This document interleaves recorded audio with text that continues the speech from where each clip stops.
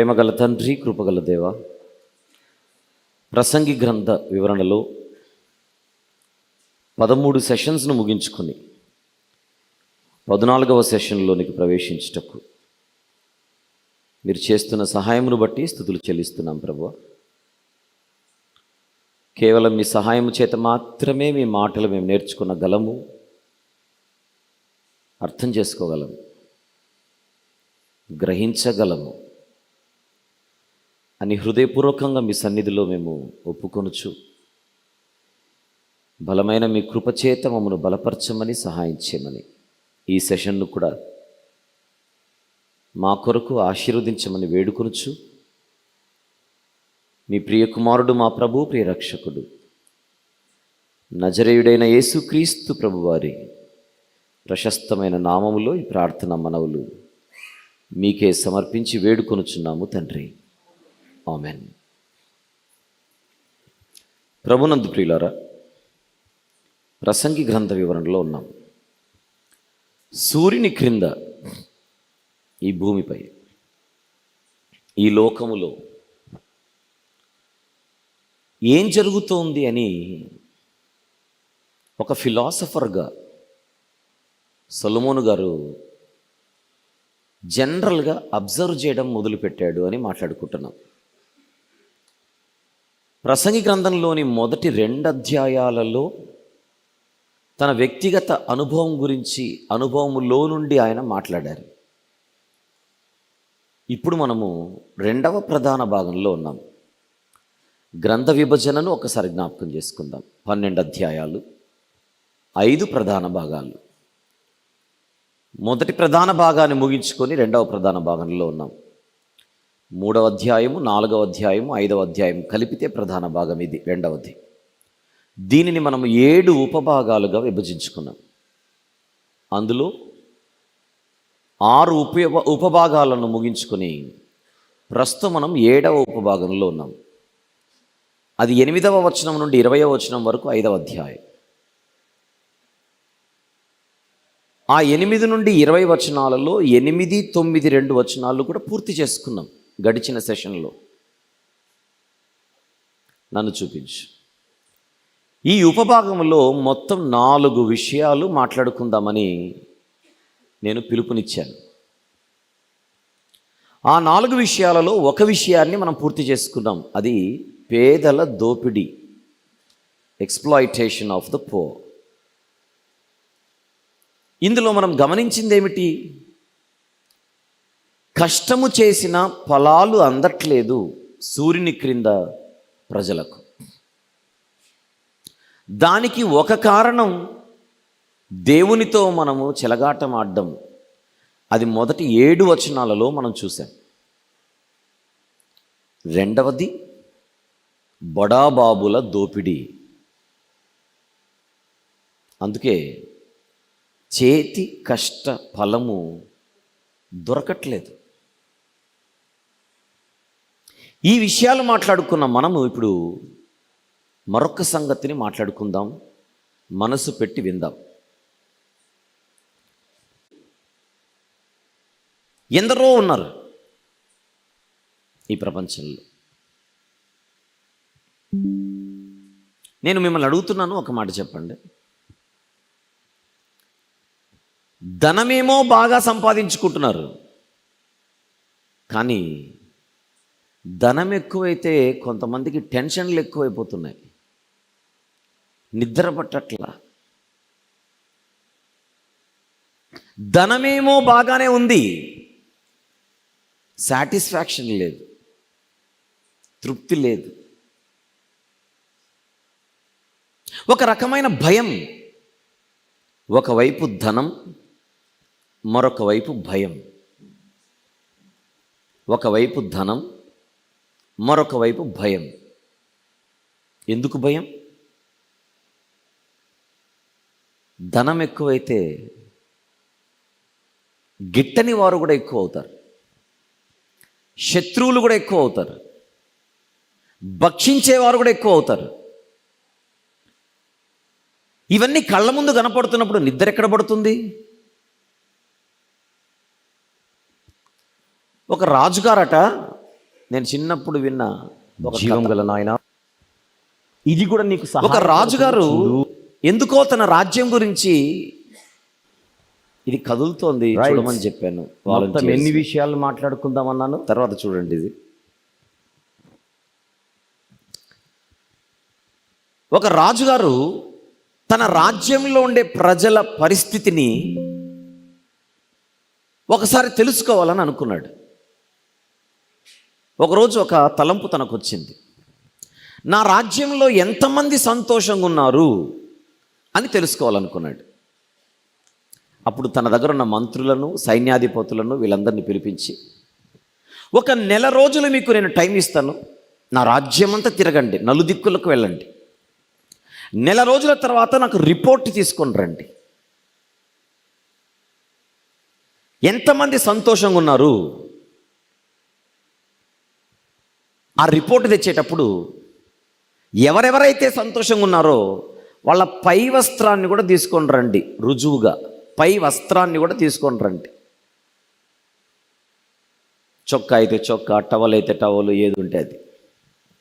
సరే రాజా అని మంత్రులు, సేవకులు, సైన్యాధిపతులు మొత్తం అందరూ బయలుదేరారు. నెల రోజుల తర్వాత అందరూ తిరిగి వచ్చారు రాజుగారికి రిపోర్ట్ ఇవ్వడానికి.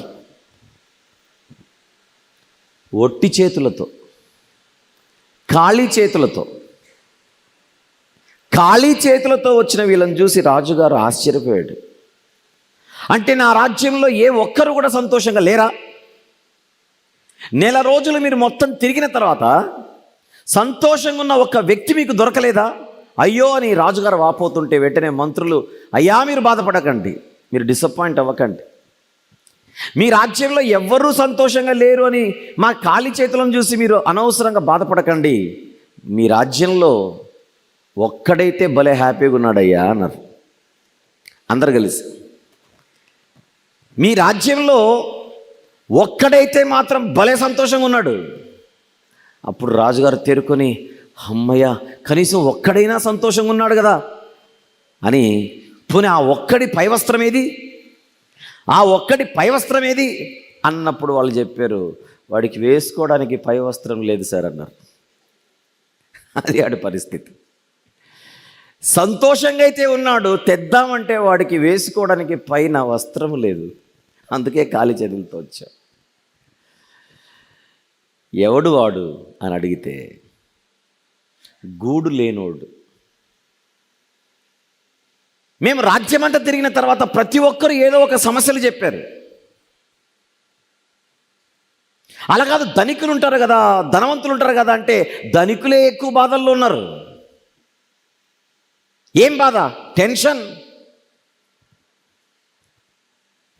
ఎక్కడ రైడింగ్ జరుగుతుందో, ఎక్కడ మా ఆస్తి గురించి భక్షించేటువంటి, ఏమంటారు వీళ్ళని, గ్రద్దలు, రాబందులు,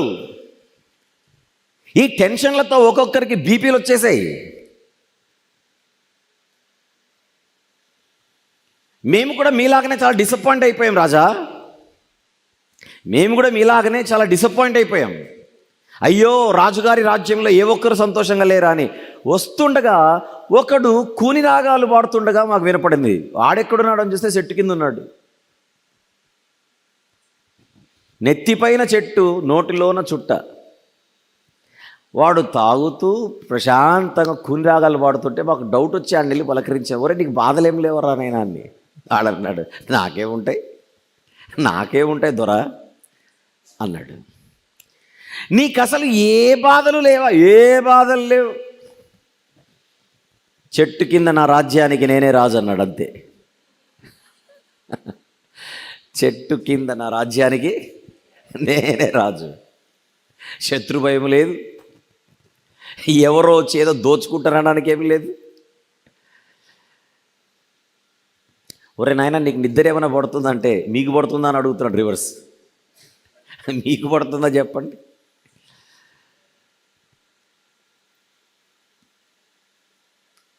రాజుగారికి మ్యాటర్ అర్థమైంది. సంతోషాన్ని ఆస్తులు, అంతస్తులు, సంపదలు ఇవ్వలేవన్నమాట.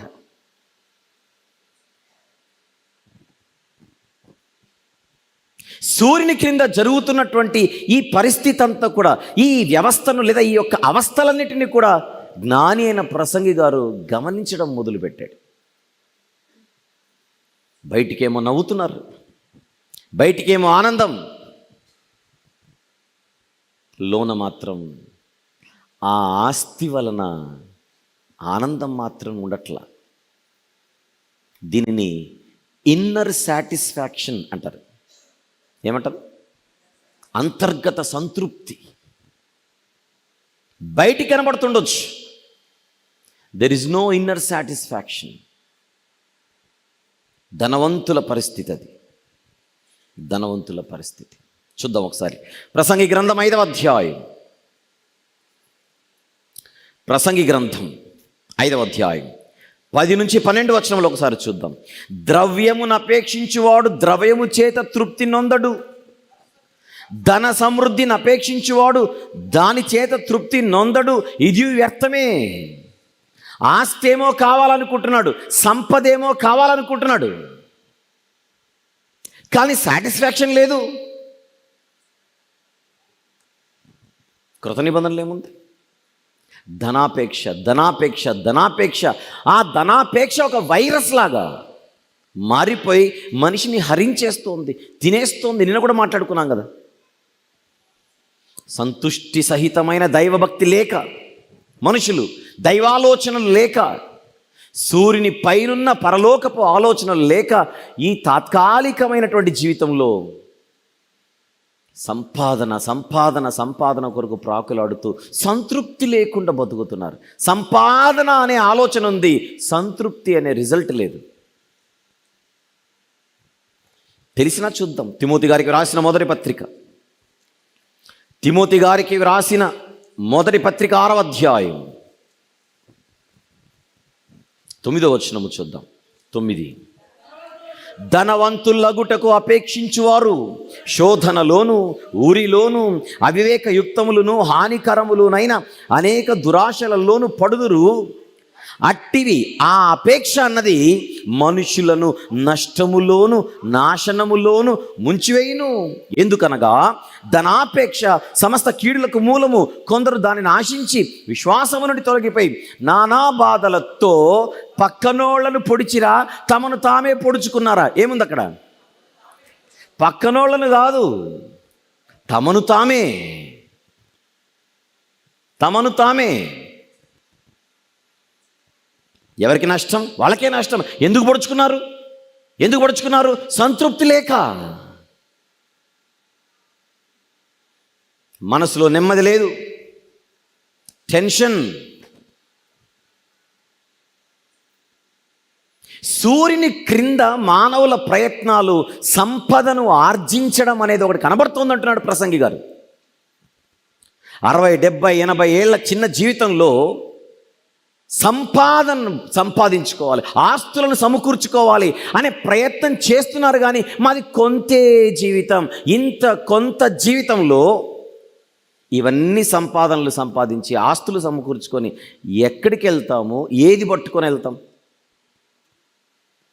ఎక్కడికి వెళ్తాము? ఏది పట్టుకొని వెళ్తాం అనే ఆలోచన లేదు.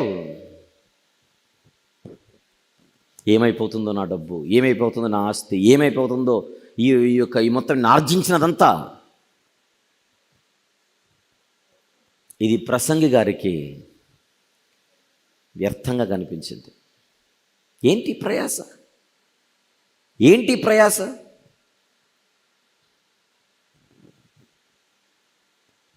ధనం ఉండొచ్చు, బలం ఉండొచ్చు, పేరుండొచ్చు, ప్రతిష్ఠ ఉండొచ్చు, ఎప్పుడూ ఉండేవి కావే. సరే ఉన్నాయి అనుకోండి, కాసేపు ఉన్నాయి, పోయేంతవరకు మన ఆస్తి మన దగ్గరే ఉంది. సంపాదించిన దానిలో పట్టుకొని పోయేదెంత? సంపాదించిన దానిలో పట్టుకొని పోయేదెంత? ఇన్ని టెన్షన్లతో ఉండి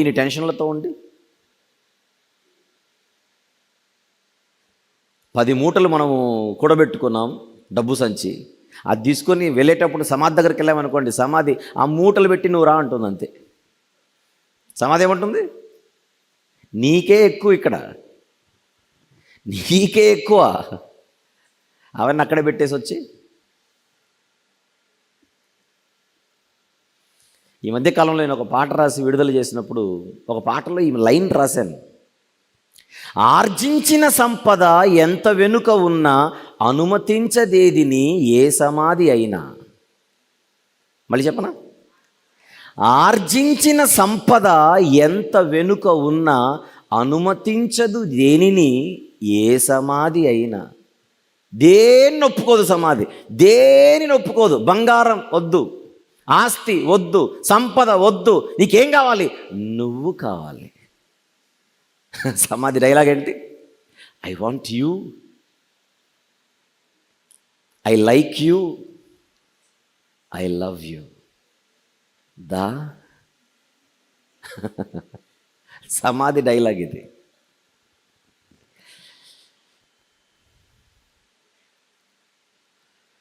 ఒక భయం గుప్పిట్లో బతికేస్తుంటారు, తెలియకుండానే మేకపోతు గాంభీర్యాన్ని ప్రదర్శిస్తూ ఆస్తిపై మక్కువ ఎక్కువ పెంచుకునేటోళ్ళు. 4 విషయాలు చెబుతానన్నాను, ఇది రెండవది. ఆన్ ద స్క్రీన్ ప్లీజ్ చూడండి. సంపద ఎప్పుడు అంతర్గత సంతృప్తిని కలిగించదు. 10 నుంచి 12 వచనాలు. Wealth never brings inner satisfaction. రాసుకుంటున్నారా? Wealth never brings inner satisfaction. 5వ అధ్యాయంలో ఉన్నాం, 20 వచనాలు. ఆ 20 వచనాలలో మొదటి 7 వచనాలలో ఒక ఇన్ఫర్మేషన్, 8-9 వచనాలలో ఒక విషయం, 10 నుండి 12 వచనాలలో ఒక విషయం. నేర్చుకుంటూ ప్రయాణం చేస్తున్నాం. గుర్తు చేస్తున్నాను మీకు. 5వ అధ్యాయంలోని మొదటి 7 వచనాలలో కష్టము చేసిన ఫలాలు ఎందుకు రావట్లేదు అని అడిగితే దానికి ఒక కారణం, సంఘస్థులు మందిరానికి వచ్చేవాళ్ళు దేవునికి ఇవ్వవలసిన ప్రాధాన్యత సరిగా ఇవ్వట్లేదు, అందుకే దేవుడు దెబ్బ కొడుతున్నాడు అనేది అక్కడ. 2, దోపిడీకి గురై అనేక మంది పేదరికంలో మగ్గిపోతున్నారు, అందుకే చేతి కష్టం నోటికి రావట్లేదు. అది 2, 8వ వచనం 9వ వచనం. మళ్ళీ 10 నుంచి 12 ఇప్పుడు మ్యాటర్ మారింది. ఏమిటది? సంపాదన అయితే ఉంది, పేదలను దోచుకునే పెట్టుకున్నారు వెనక. ఇంతమందిని దోచుకున్న తర్వాత నువ్వు తృప్తిగా బతకొద్దు. నా ప్రశ్న అర్థమైందా? మళ్ళీ విందాం జాగ్రత్తగా. ఇంతమందిని దోచుకున్న తర్వాత, ఇంతగాను సంపాదించుకున్న తర్వాత మరి సంతోషం ఉండొచ్చుగా, అయినా లేదు సాటిస్ఫాక్షన్. ఇంకా కావాలి, ఇంకా కావాలి. ధనవంతులు ఒక్కొక్కసారి వాళ్ళ ఆస్తులు విలువ చెబుతుంటే కళ్ళు తిరిగిపోతుంటాయి. వేలకు వేల కోట్ల ఆస్తులు ఎక్కడ సంపాదించారు? ఎలా సంపాదించారు? ఎక్కడి నుంచి వచ్చింది ఆస్తి అంతా? ఇంత సమకూర్చుకున్న తర్వాత ఏమైనా సంతోషంగా బతుకుతున్నారంటే స్టిల్ నో సాటిస్ఫాక్షన్. అర్థముందా? వ్యర్థం అంటారా? వ్యర్థం. ఈ భూ సంబంధమైన ఆలోచనలు మాత్రమే ఉంటే అసంతృప్తే మిగులుతుంది, కానీ సంతృప్తి మిగలదు. భూ సంబంధమైన ఆలోచనలు ఈ భూమి వరకు మాత్రమే, ఈ జీవితానికి మాత్రమే, ఈ జీవిత కాలము మట్టుకే, దీని కొరకు మాత్రమే ఏ మనిషి అయితే ఆలోచనలు కలిగి ఉంటాడో ఆ మనిషి ఎప్పుడూ సంతృప్తిగా బతికే అవకాశం లేదు.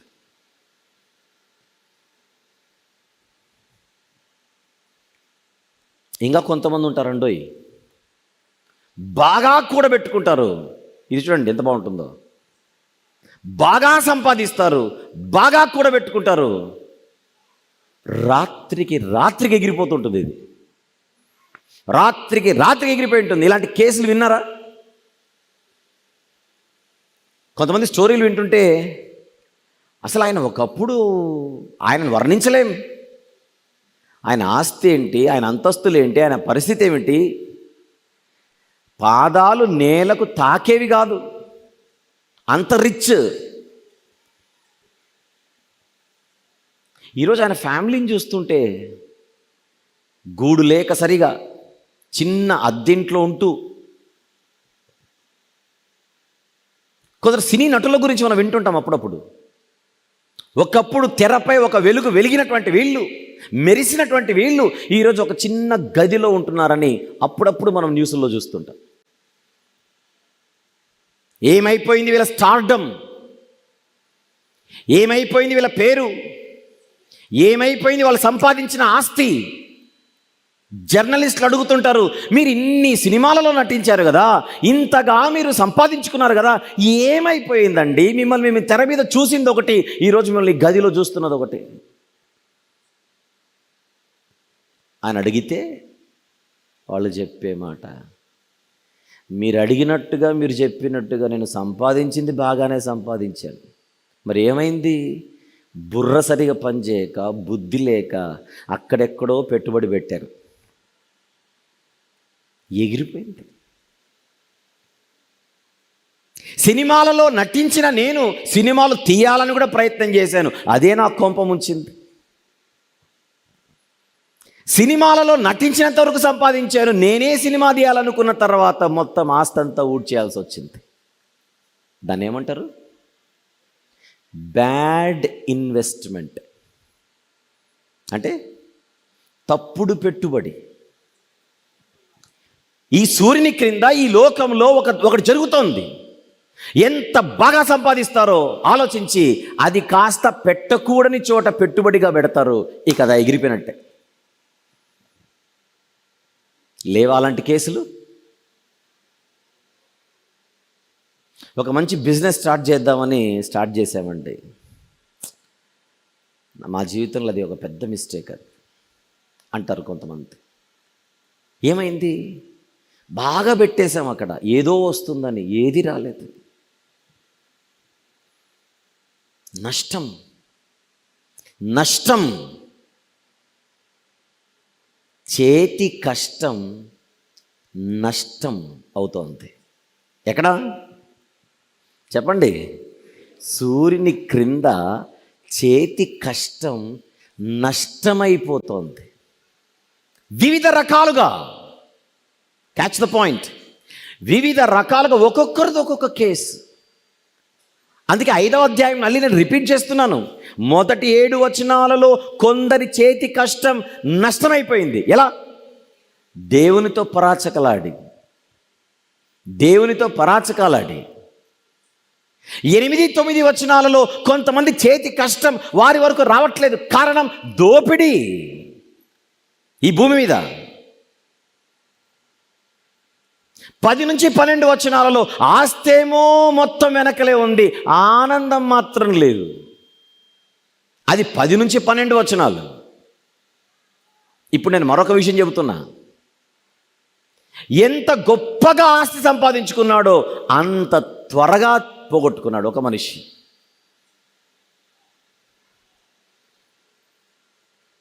సంపాదించిన ఆస్తిలో ఏ ఒక్క చిల్లిగవ లేకుండా ఈరోజు కన్న కొడుకులకు, కన్న పిల్లలకు కూడా ఏమీ ఇవ్వలేని ఒక దురవస్థలో బతుకుతున్న ఒక మాజీ ధనవంతుడి గురించి మాట్లాడుతున్నాను ఇప్పుడు. మాజీ ఆస్తిపరుడు.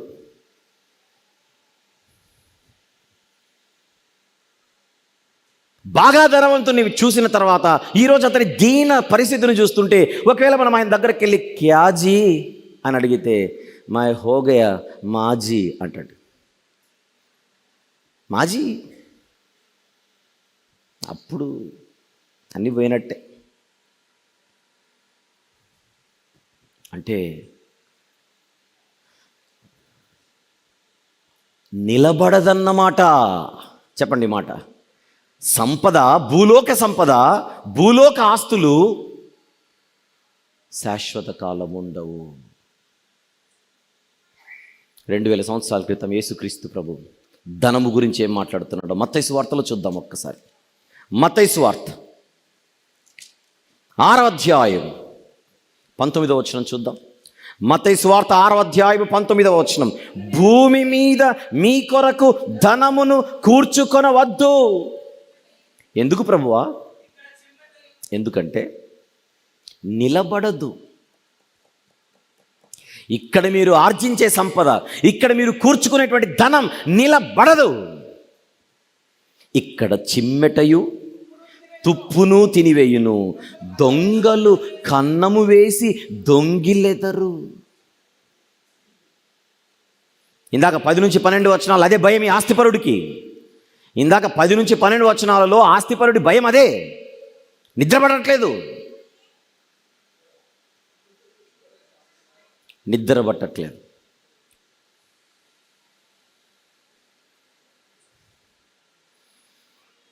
ఈ ఆస్తిపరుడి పరిస్థితి ఏమిటి?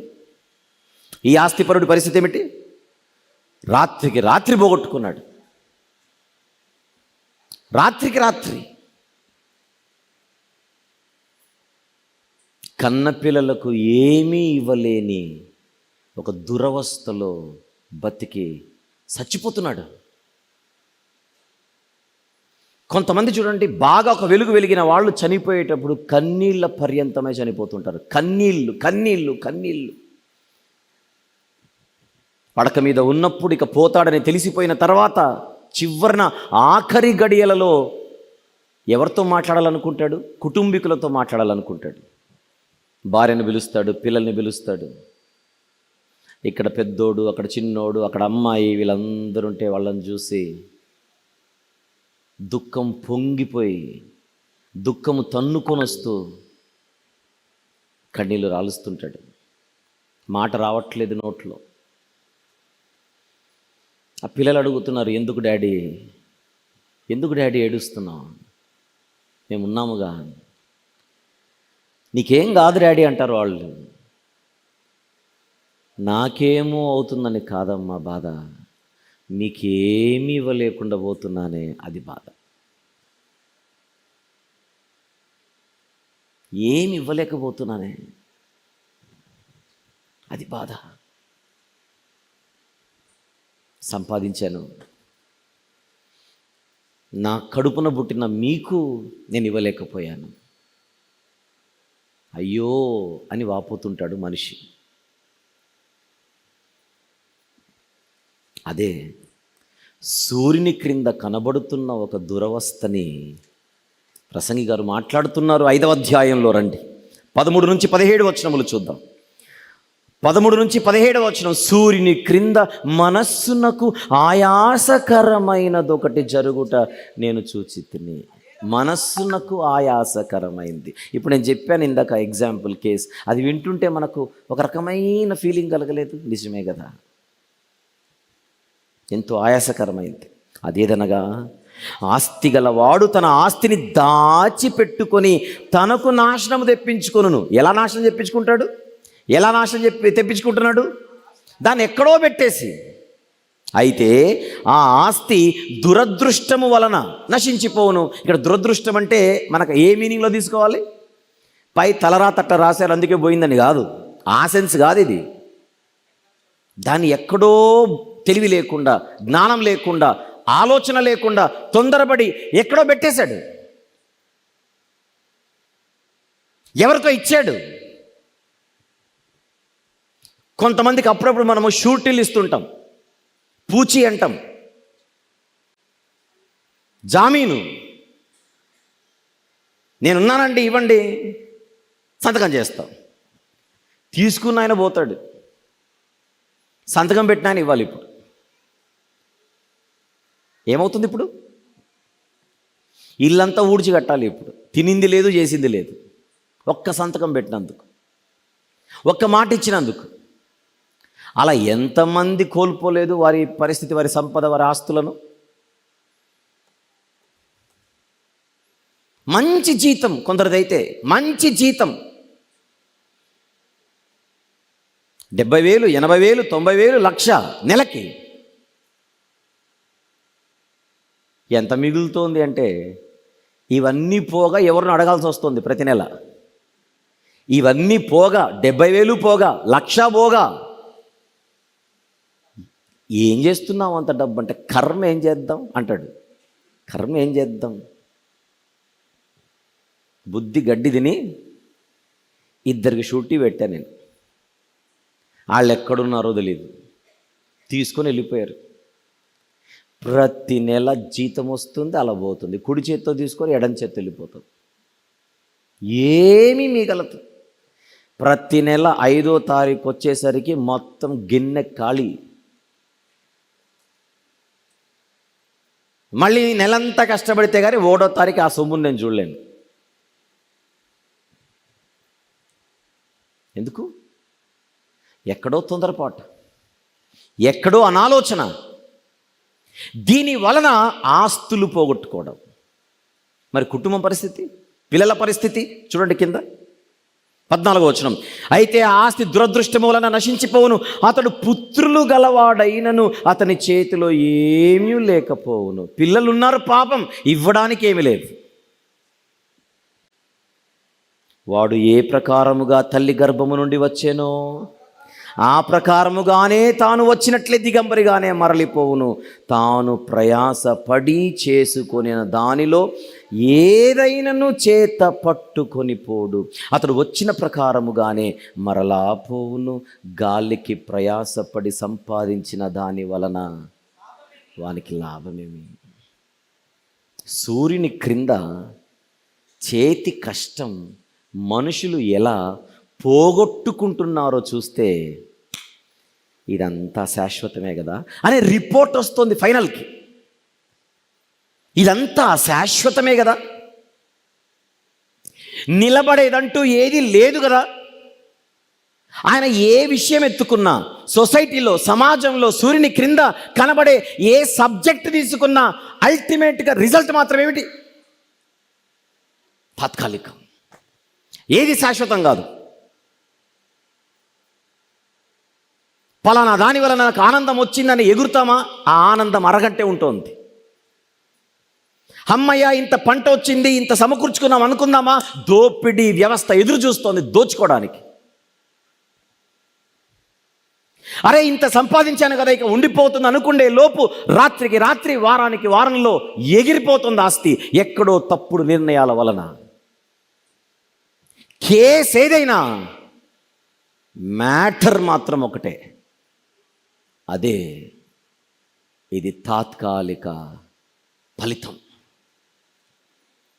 All the results, all the fruits అన్నీ కూడా తాత్కాలికమే. సూర్యుని క్రింద 17 ఇదియు మనస్సునకు ఆయాసకరమైనదే, తన దినములన్నీయు అతడు చీకటిలో భోజనము చేయును, అతనికి వ్యాకులమును రోగమును అసహ్యమును కలుగును. ఒక్కసారి అంటే ఆస్తులు పోగొట్టుకున్న వాళ్ళని ఒక్కసారి చూడండి, ఊరికే బతుకుతున్నట్టే, జీవం ఉండదు. ఒకప్పుడు బాగా సంపాదించి ఒక్కసారిగా దానిని పోగొట్టుకుని బతికేటోళ్ళని చూడండి, బతుకుతుంటారు అంతే. ఎందుకు? సారము లేని నిమ్మపండులా ఉంటుంది జీవితం. రసము లేని నిమ్మపండు, రసము లేని పండు, సారము లేని జీవితం. డిమ్ అయిపోయి ఉంటుంది ఫ్యామిలీ, డల్ అయిపోయి ఉంటుంది ఫ్యామిలీ. సూర్యుని వెలుగులో చీకటి కుటుంబం అది.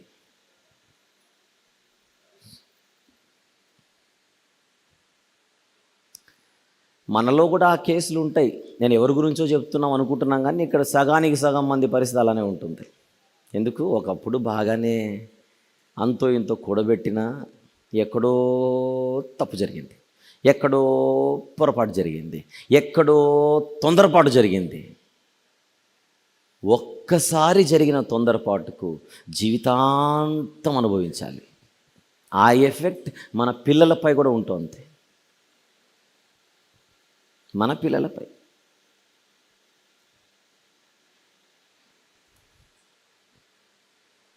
అంటే సూర్యుని క్రింద ఈ భూమి మీద మనిషి ఏ విషయంలో ప్రయాసపడినా ఫలితం మాత్రం తాత్కాలికం.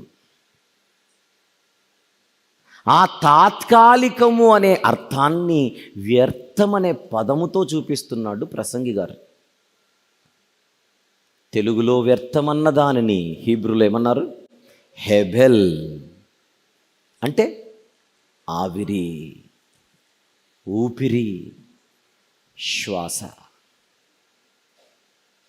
ఏది నిలబడదు. That is the point. 4 విషయాలు చెబుతానన్నాను, 2 పూర్తి చేసుకున్నాం. ఇప్పుడు 3వది ఆన్ ద స్క్రీన్ చూడండి. ఐశ్వర్యము కానీ, ఆస్తులు కానీ ఎప్పుడైనా అదృశ్యం కావచ్చు. Riches May disappear at any time. At any time. 5వ అధ్యాయంలో ప్రసంగి గ్రంథం 13 నుంచి 17 వచనాలు అవే చెబుతున్నాయి జీవితాలకు. ఒక్కసారి నాకు 3 చూపించు. 1, 2, 3. నంబర్ 1, పేదల దోపిడీ. గొప్పోళ్ళు, బడాబాబులు దోపిడీ, అందుకే చేతి కష్టాన్ని అనుభవించట్లా. నంబర్ 2,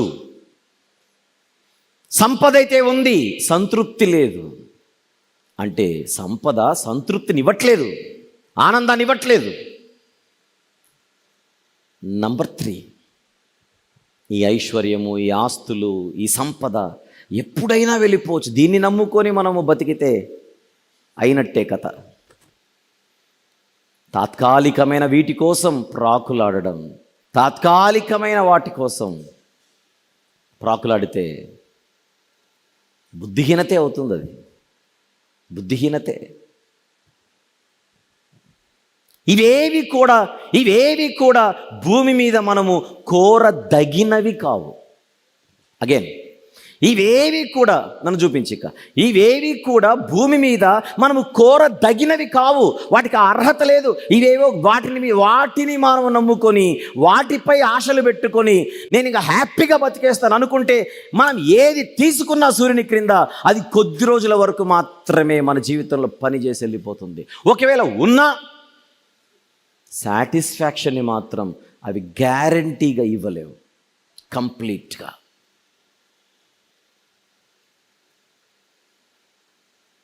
ఇరవై వచనాలు,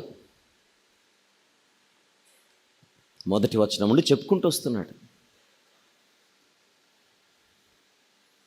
మన మమకారం, మన మక్కువ, మళ్ళీ మన మమకారం, మన మక్కువ ఈ భూమిపై ఉన్న వస్తువులపై, సంపదపై ఉంటే దాని రిజల్ట్ తాత్కాలికమైన సంతోషం, తాత్కాలికమైన ఆనందం, తాత్కాలికమైన సంతృప్తి, అంతే. అంటే ఇప్పుడు ప్రశ్న నేను అడుగుతున్నాను మిమ్మల్ని, అంటే ఈ భూమి మీద మనం సంతోషంగా బతకలేమా? ఈ భూమి మీద సంతోషం అనేదే మనకు దొరకదా? ఈ ప్రశ్నలు రావాలి ఇప్పుడు ఇంత చెప్పిన తర్వాత. అంటే ఈ లోకంలో మనకు అసలు సాటిస్ఫాక్షన్ అనేదే ఉండదా? హ్యాపీనెస్ ఉండదా? సంతోషానికి ఈ లోకంలో భరోసా లేదా? ఈ ప్రశ్న మీకు ఎవరికైనా ఉంటే బాధపడకండి, సమాధానం ఖచ్చితంగా ఈ లోకంలో సంతోషం ఉంది. అది ఎలా అంటే, మన చేతిలో ఏదైతే ఉంటుందో దాన్ని చూడకుండా దాన్ని ఇచ్చిన ఆయన్ని చూస్తే హ్యాపీగా బతికేయచ్చు. అర్థమైందో లేదో? మళ్ళీ చేతిలో ఉన్న ఆ వస్తువు, ఆ స్థితో ఏదో ఉంటుందే, దాన్ని చూడకుండా ఇది నాకు ఇచ్చినవాడు ఆయన కదా, నన్ను ప్రేమించి ఇచ్చాడు కదా అని సూర్యుని పైనున్న ఆయన్ని మనసులో పెట్టుకుంటే, సూర్యుని క్రిందున్న మనకు అనుగ్రహింపబడుతున్న ప్రతిదానిని బట్టి సంతోషంగా బతకొచ్చు. మన ఫోకస్ ఇక్కడుంటే కష్టం. మన ఫోకస్ పొందిన దానిపై ఉంటే కష్టం, ఇచ్చిన ఆయనపై ఉంటే భలే ఉంటుంది. చూపిస్తావు ఒకసారి అది? మన ఫోకస్ ఎక్కడ ఉండాలో చూపించు ఆన్ ద స్క్రీన్. చదవండి అది. ఇవ్వబడిన దానికంటే ఇచ్చిన వానిపై మనం దృష్టి ఎక్కువ పెడితే ఆనందం ఆనందం ఆనందమే. దేవాని సేవలో, దేవాని సన్నిధిలో. ఎసర్నో చెప్పండి, ప్రభులో ఆనందం ఉంటుందా ఉండదా? అనుభవిస్తే ఉంటుంది. చదవండి తెలుగులో. ఇవ్వబడిన దానికంటే, కమాన్, ఇచ్చిన వానిపై మనం దృష్టి ఎక్కువ పెడితే అప్పుడు పాట పాడతాం. ఏ పాట? ఆనందం ఆనందం ఆనందమే. ప్రభు యేసు నీ సేవలో వేయినోళ్ళ స్తుతించిన తీరని ఆనందమే. ఆహా, 23 సంవత్సరాలు అయింది కరెక్ట్గా ఈ పాట నేను రాసి. 2000 సంవత్సరంలో రాశా. బస్సులో వెళ్తూ ఆర్టీసీ బస్సులో నాకు టైం ఎలా పాస్ అవుతుంది ఆలోచించేవాడిని. దేవుని సేవలో ఎంత ఆనందం ఉంటుంది కదా అని. నిజమే. వాక్యపు పండుగలకు వచ్చాం. ఇప్పుడు ఎవరితో వద్దు, మనమే ఆలోచిద్దాం. వాక్యపు పండుగలకు వచ్చాం. మీరు ఎంతమంది హ్యాపీగా ఉన్నారు గత 3 రోజుల నుంచి? చేయొద్దండి. సూపర్, మీకు శుభవార్త. ఇంకో 10 రోజులు పొడిగించడం జరిగింది.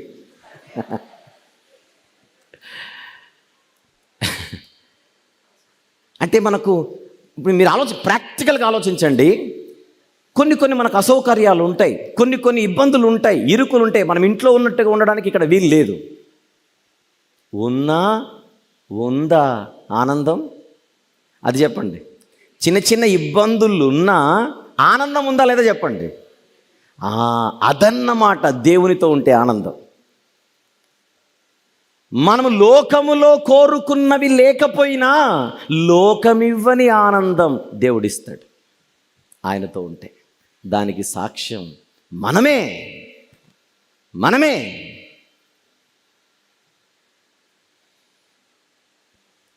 మనకి ఇంట్లో కొన్ని బాధ్యతలు ఉన్నాయి అని కానీ, మనకు కొన్ని ఉద్యోగాలు, లీవులు దొరకవు, కుటుంబాలు ఉన్నాయి, ఇన్ని ఉన్నాయని కానీ, నిజం చెప్పండి, 365 రోజులు ఇలానే పండుగలు ఉంటే ఎంత బాగుంటుందని మీరు ఎంతమందికి ఫీలింగ్ లేదు చెప్పండి? ఉన్నోళ్ళు చేయొద్దండి. 365 డేస్ ఇలా ఉంటే ఎంత బాగుంటుంది. రోజు ఆనందమే, నిత్యము ఆనందమే. అన్నీ మర్చిపోతాం. ప్రభులో మనకు దొరికే ఆనందం, దేవుని సన్నిధిలో మనకు దొరికే ఆనందం మహదానందం. మళ్ళీ చూపించు. ఎవరి మీద దృష్టి ఎక్కువ పెట్టాలి? ఇచ్చేవానిపై. అన్నిటిని ఇచ్చేవాడు ఆయనే. మనం చూసాం కదా వచనం. రండి చూద్దాం ఒకసారి. యాకోబు పత్రిక. సమస్తమును అనుగ్రహించువాడు ఎవరని చదివాం మనం. యాకోబు గారు రాసిన పత్రిక 1వ అధ్యాయం. నన్ను చూపించండి. 17వ వచనం. శ్రేష్టమైన ప్రతి ఈవియు, సంపూర్ణమైన ప్రతి వరమును పరసంబంధమైనదై జ్యోతిర్మయుడగు తండ్రి యొద్ద నుండి వచ్చును. ఆయన ఇచ్చుచున్నాడు. సమస్తమును దయచేయువాడు ఆయనే. నేను మిమ్మల్ని అడుగుతున్నాను ఒక్క మాట, అందరు చెప్పాలి నాకు. సమస్తమును ఆయనే మనకు దయచేయుచున్నాడు. ఒక్కటి చెప్పండి, ఇది ఆయనే మనకిస్తున్నాడు. ఒక్కటి చెప్పండి, ఒకదాని పేరు. గాలి, నీరు, ఇంకా ఆహారం, ఇంకా ఆయుష్, ఇంకా ఆరోగ్యం, ఇంకా శక్తి, ఇంకా జ్ఞానం. ఎన్నిసార్లు చెప్తారు? ఇంకొకటి చెప్పండి. ఆనందం, ఇంకా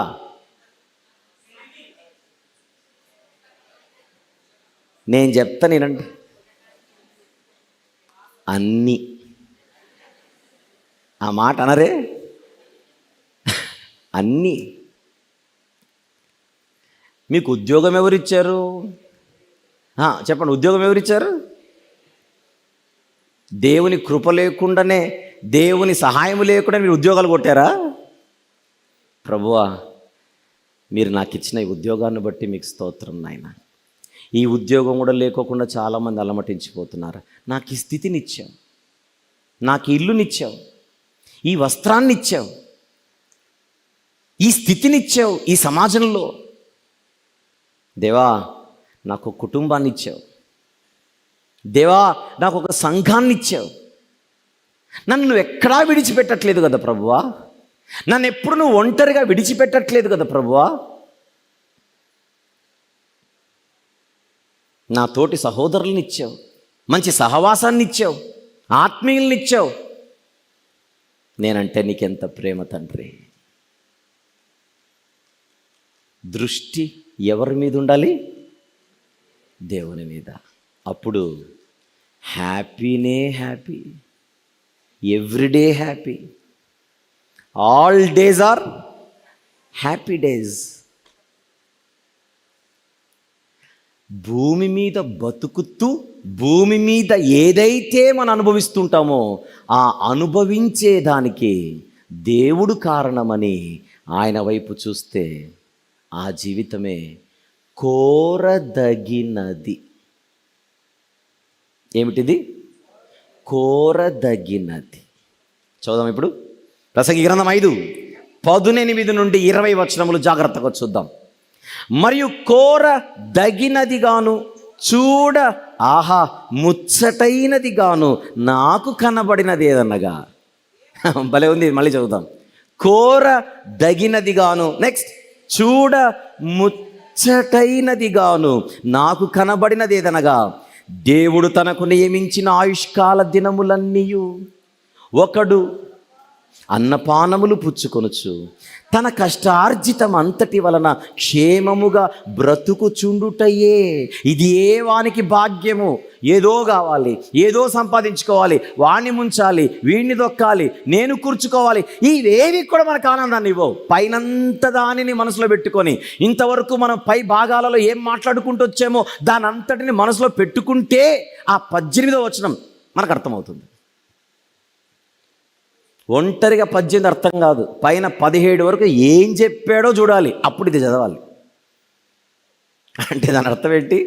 పైన 17వ వచనం వరకు, ముఖ్యంగా ఈరోజు 8వ వచనం నుంచి 17వ వచనం వరకు ఇవేవి కూడా ఈ భూమి మీద సమాధానం, శాంతిని మనకి ఇవ్వట్ల.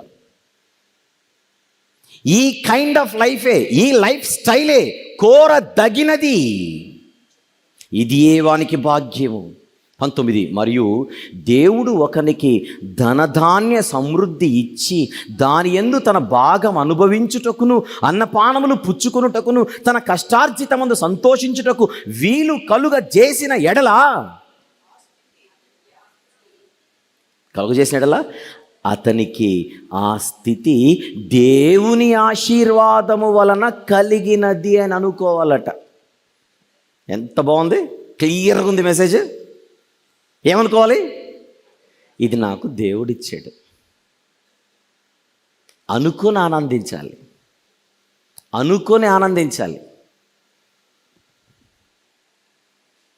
అట్టివానికి దేవుడు హృదయానందము దయచేసి ఉన్నాడు గనుక అతడు తన ఆయుష్కాల దినములను అసలు జ్ఞాపకమే చేసుకోడు. అంటే ఎప్పుడు పోతానేమో, అమ్మో చావు వస్తుందేమో, అమ్మ అయిపోతుందేమో, వచ్చే సంవత్సరం పోతానేమో, ఈ టెన్షన్ ఉండదు మనిషికి.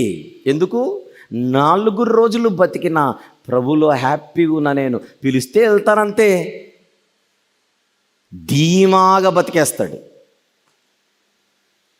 టెన్షన్ ఎందుకు? చిన్నప్పుడు ఏమన్నారు? టెన్షన్ ఎందుకు దండగా ఒక్కపొడి ఉండగా. తప్పు. టెన్షన్ ఎందుకు దండగా, నా జీవితం ప్రభువుతో ఉండగా. ఇది టైటిల్, అది కరెక్ట్.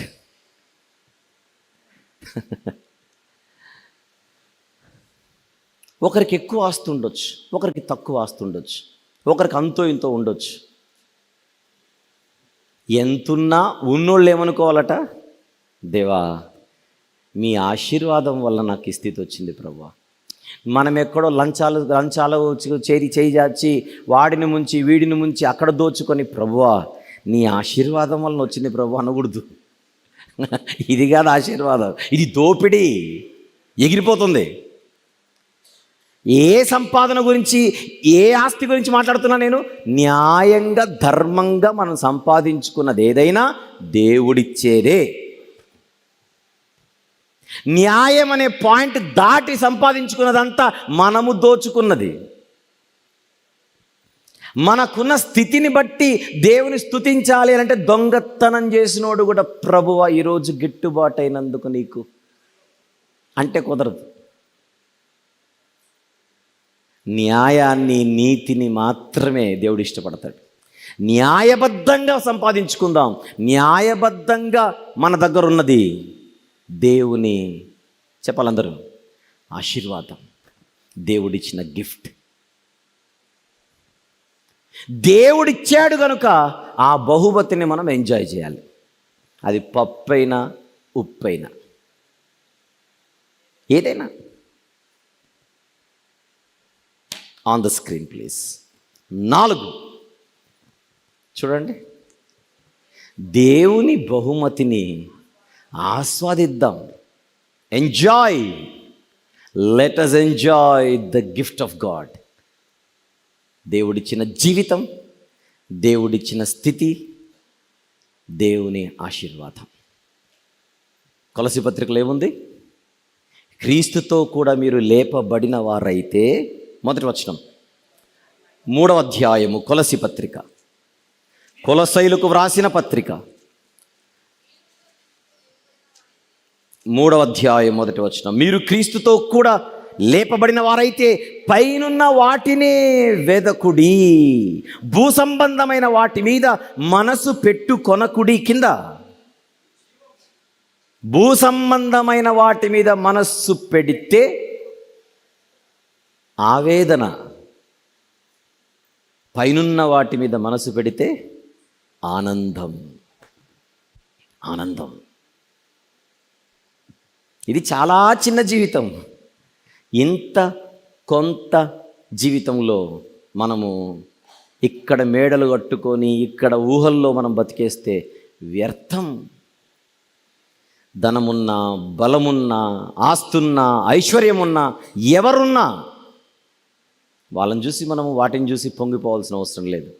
ఆర్జించిన సంపద ఎంత వెనుక ఉన్నా అనుమతించదేదిని ఏ సమాధి అయినా. గుర్తుపెట్టుకోవాలి. గుర్తుపెట్టుకొని ఏది శాశ్వతం కాదు. పెద్ద పెద్దవారు సంపాదించినదంతా పక్కన పెట్టేసి వెళ్ళిపోతున్నారు. వాళ్ళు నాయకులైనా, గాయకులైనా, క్రీడాకారులైనా, అభిమానులు ఎందరున్నా నటులు మాత్రం వెళ్ళిపోతున్నారు నటనను ముగించుకొని. ఇది సత్యం. ఇది సత్యం. కొసమెరుపు ఏంటంటే, భూ సంబంధమైన వాటి మీద మనసు పెట్టుకుంటే వచ్చే నష్టం ఏంటంటే మనకు అందరూ శత్రువులు అవుతారు. అప్పుడు ఎవరు పడరు మనకు. మన ఫోకస్ ఇక్కడుంటే మనకు అందరూ శత్రువులే, ఎవరు నచ్చరు. వాళ్ళతో గొడవలు, వీళ్ళతో గొడవలు, వీళ్ళతో కోపాలు, వాళ్ళతో తాపాలు, పంతాలు, పట్టింపులు, చచ్చిపోతాం.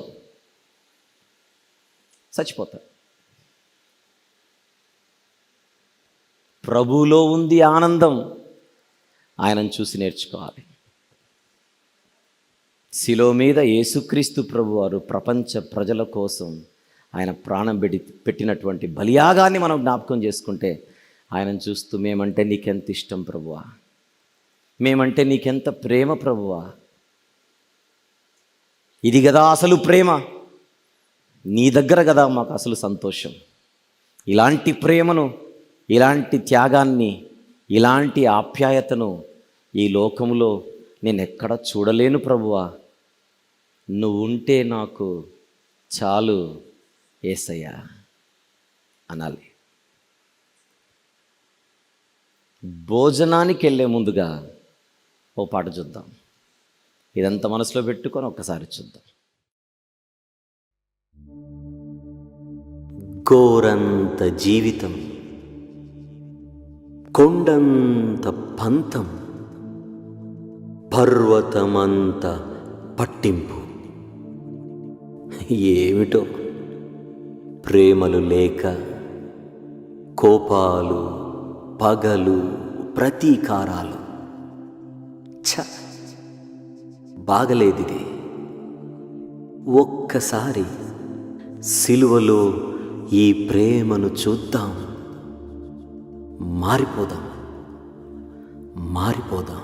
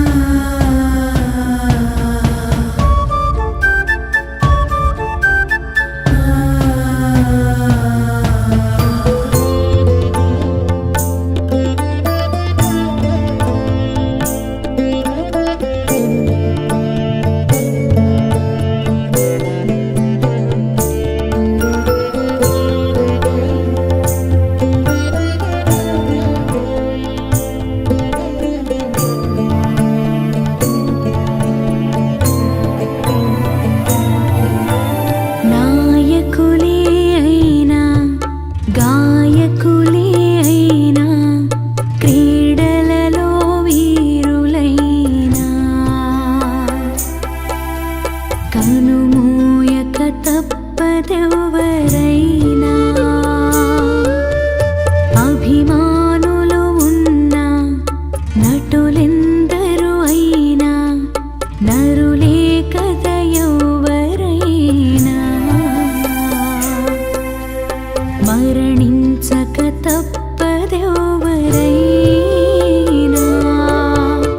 ఆర్జించిన సంపద ఎంత వెనుక ఉన్నా అనుమతించదేదిని ఏ సమాధి అయినా ఆశించినదేదైనా లోకాన దొరికినా ఆయుష్షే నిండిపోతే ఏదైనా మిగులునా ఎంత కొంత జీవితం విడవాలి ఈ దేహము ఎందుకింత పంతము బదలాలి ఈ లోకము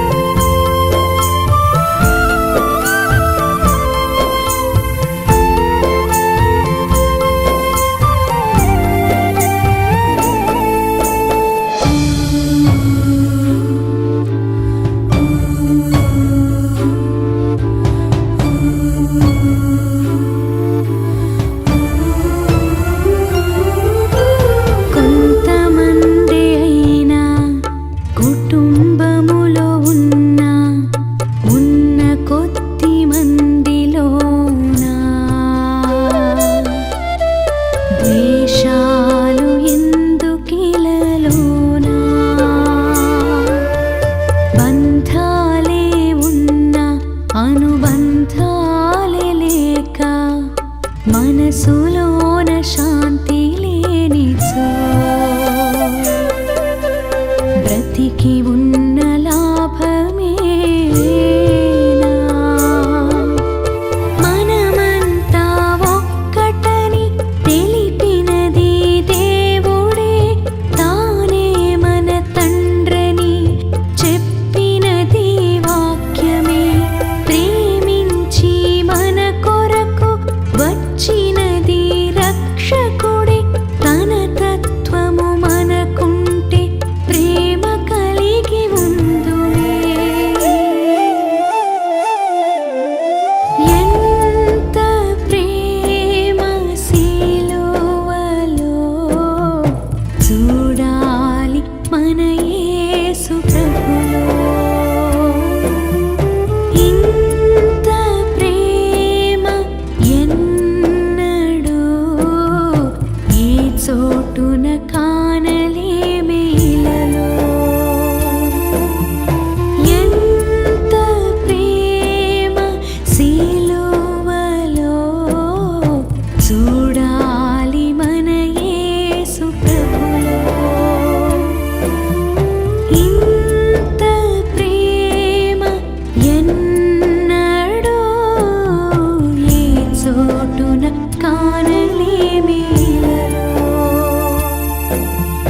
ఏ చోటున కానలేమే ఇలలో ఏ చోటున కానలేమే ఇలలో ఏ చోటున కానలేమే ఇలలో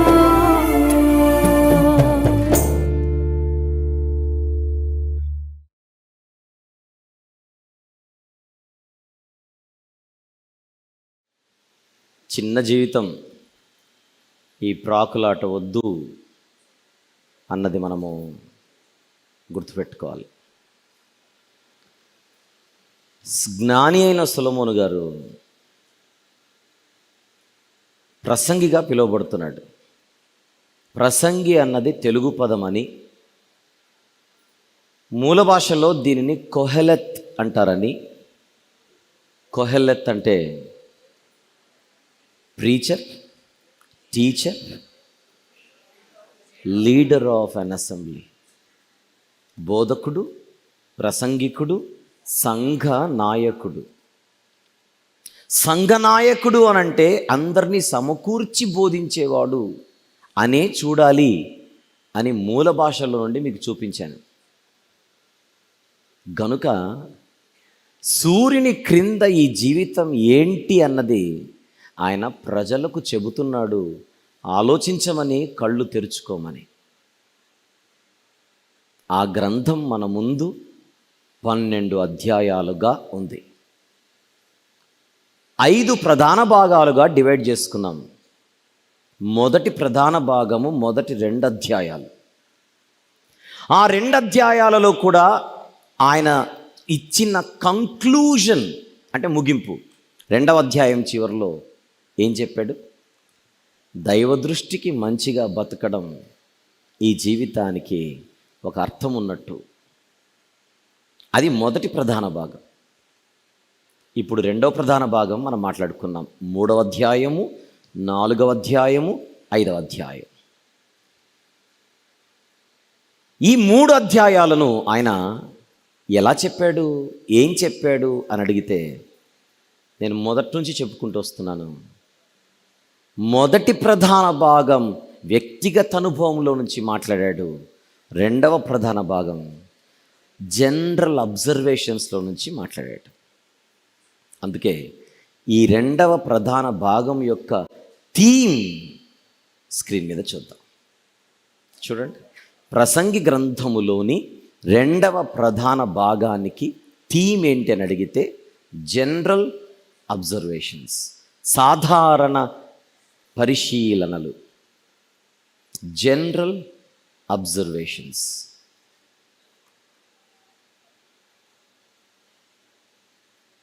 మొదటి దానికి ఏమిటి? Personal experience. ఇది జనరల్ అబ్జర్వేషన్. వ్యక్తిగత అనుభవంలో నుంచి మాట్లాడిన దేవుడే ఫైనల్ అని ఆయనకు అర్థమైంది. అదే చెప్పాడు. జనరల్గా సూర్యుని క్రింద ఈ లోకంలో జరిగే పరిస్థితులను చూపించిన ఫైనల్గా ఆయనకు అర్థమైంది, అర్థం చేసుకోమని చెప్పింది దేవునితోనే ఉంది నిజమైన నిత్యమైన ఆనందం, సంతోషం అని. గ్రంథములోని గ్రంథకర్త యొక్క ఉద్దేశమేంటో మనకు అర్థం కాకపోతే వచనాలను మనం అరువుకు తెచ్చుకున్నట్టుగా తెచ్చుకొని దేనికో మనం వాడేస్తాం. ఆ తప్పు జరగకూడదనే గ్రంథ వివరణ. ఇక్కడితో మీకు ప్రసంగి గ్రంథములోని 2వ ప్రధాన భాగము కూడా సమాప్తం. 5వ అధ్యాయము సమాప్తం. ప్రసంగి గ్రంథములోని 2వ ప్రధాన భాగము కూడా సమాప్తం. Right, very good. ఇక్కడితో సెషన్ నంబర్ 14 కూడా సమాప్తం. భోజనానికి వెళ్దాం. మరింత ఉత్తేజముతో, ఉజ్జీవముతో పరుగెత్తుకుంటూ వచ్చేద్దాం.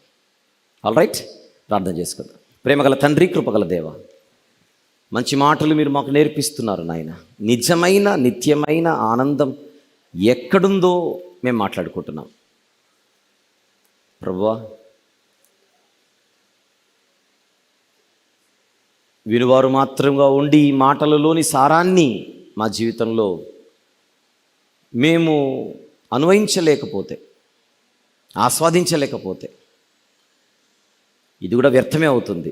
అలా జరగకుండా ప్రతి మాటను కూడా ఒక ముత్యములా, బంగారము కంటే విలువైనదిగా భావించి మా హృదయాలలో మేము పదిలపరుచుకున్నట్టుకు సహాయం చేయమని ప్రార్థిస్తున్నాం. మధ్యాహ్న వేళలో మీరు ఇస్తున్నటువంటి భోజనమును బట్టి కృతజ్ఞతాస్తుతులు మీకే చెల్లిస్తూ, భుజించి తృప్తి నొంది, శక్తి నొంది త్వరగా మధ్యాహ్న వేళ తరగతులకు మేము చేరుకున్నట్టుకు సహాయం చేయమని, ఈ సభల కోసం కష్టపడుతున్న ప్రతి మీ కుమారుని కుమార్తెను మరొక్కసారి ప్రార్థనలో ఎత్తిపట్టుకొనొచ్చు. యేసుక్రీస్తు ప్రభు వారి పరిశుద్ధ నామములో ఈ ప్రార్థన మీకే సమర్పిస్తున్నాము తండ్రి. ఆమెన్.